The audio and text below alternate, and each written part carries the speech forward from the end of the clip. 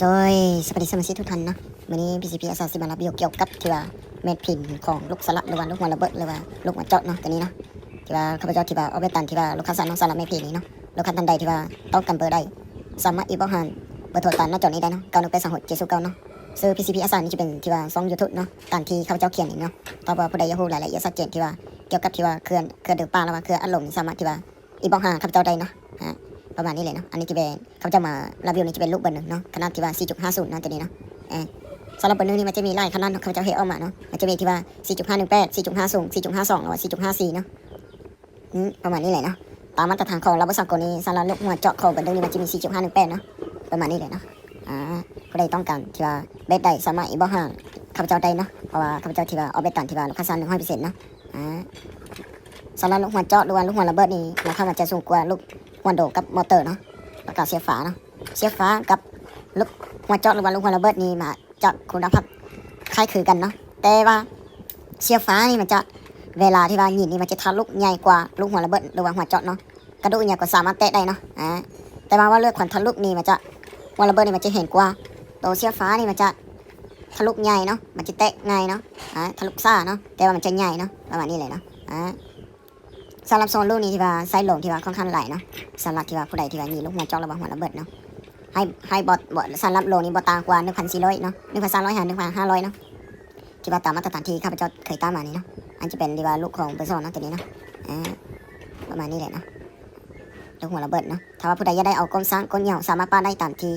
ตามความมัดเนาะอยากได้น้ำหนักจักเกณฑ์เนาะตั้งแต่13เกณฑ์จนฮอด44เกณฑ์สามารถเฮ็ดได้หมดเนาะสำหรับที่ว่าหัวต่อของข้าพเจ้าที่ว่าเอาไปมานี่เนาะประมาณนี้แหละเนาะที่ว่าอยากได้เบอร์ใดสามารถอีบอกหาได้เนาะอยากได้ขนาดใดเนาะเพราะว่าข้าพเจ้าเอาไปตามที่ลูกค้าสั่งเนาะประมาณนี้แหละนะอันจะเป็นที่ว่าลูกหัวเจาะเนาะโดยตรงเนาะแต่อยากได้ที่ว่าตัดเต็มที่ว่า13เกณฑ์จนฮอด44เกณฑ์นะสามารถเฮ็ดได้หมดเนาะสำหรับเบอร์2นะสำหรับเบอร์3นี่ก็มีนะเบอร์4ก็มีเบอร์5ก็มีเนาะ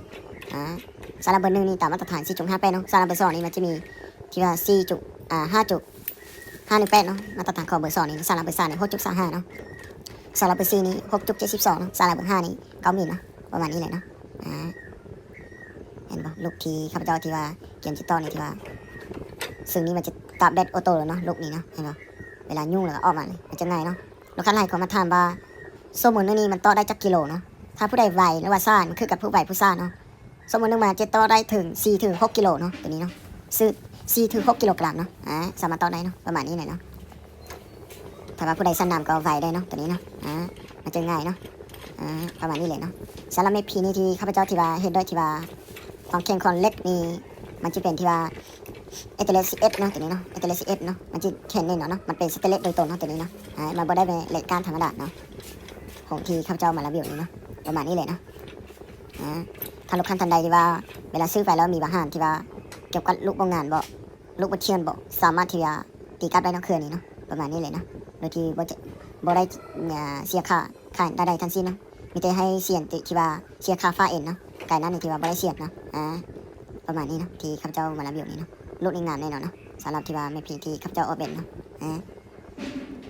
สำหรับไม่พีนี่ที่ว่าการออกแบบนี่ที่ว่าใช้เวลาโดดเนาะใช้เวลาโดดเนาะน่าจะเกิดประมาณ2 ไปวันเนาะรวมทางการขนส่งน่าจะประมาณ1 เดือนเนาะถ้าว่าผู้ใดที่ว่าบ่เอาเงินไม่จำไว้ข้าพเจ้าจะบ่เฮ็ดเนาะจะบ่ออกแบบเนาะถ้าว่ากรณีที่ว่าเอาเงินไม่จำไว้ข้าพเจ้าจะออกแบบเนาะสำหรับเอาเงินไม่จำนี่จำได้สามารถอีบอกหาเบอร์โทรตามหน้าจอนี้ได้เนาะ9182 709เนาะเบอร์โทรนี้สามารถโทรได้เนาะสามารถโทรได้สามารถเซ็ตหาทาง Facebook Zalo Telegram ไวเบอร์ได้หมดเนาะเบอร์นี้เนาะผู้ใดติดตาม YouTube ของข้าพเจ้าน่าจะผู้ดีแล้วเนาะหลายๆคนนี้เนาะเพราะว่าข้าพเจ้าที่ว่าเฮ็ดคลิปมาแล้วว่าเกี่ยวกับเขื่อนเดือป่าในที่ว่าหลายปีเลยเนาะประมาณนี้นะสำหรับ Facebook ใน PCP อาสาเนาะตามที่ข้าพเจ้าเขียนใส่นี่แหละเนาะ Facebook YouTube เนาะมันจะเป็นชื่อเดียวกันหมดเนาะเบอร์โทรก็เบอร์โทรเดียวหมดเนาะตัวนี้บ่งานเนาะข้าพเจ้าที่ว่าใส่ห้องสอนเนาะเวลาที่ข้าพเจ้ายูออนในเวนตัวนั้นตัวอ่อนเนาะเวนที่ข้าพเจ้าหอนนี่เนาะเลยที่ว่าลูกมันบ่เทียนเนาะประมาณนี้เลยนะ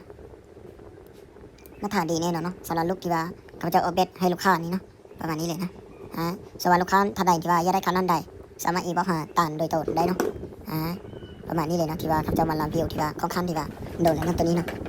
ใครติดตาม YouTube ของข้าพเจ้าน่าจะพูดดีนะข้าพเจ้าที่ว่ามารีวิวตั้งแต่ปี2021เลยนะตัวนี้เนาะสารหอนตอบตัวนี้เนาะแต่ปี2025นี่ข้าพเจ้ามารีวิวคือย่านที่ว่าลูกค้าที่ว่ามาตลาดนี่ย่านจะไปเห็นเนาะข้าพเจ้าเลยมารีวิวให้ลูกค้าเนาะประมาณนี้เลยนะ วิดีโอนี้ก็ที่ว่าใกล้จะ10 โซโลแล้วเนาะสุดท้ายนี้ขอให้ติดตามวิดีโอต่อๆไปเนาะก็ขอบใจนะ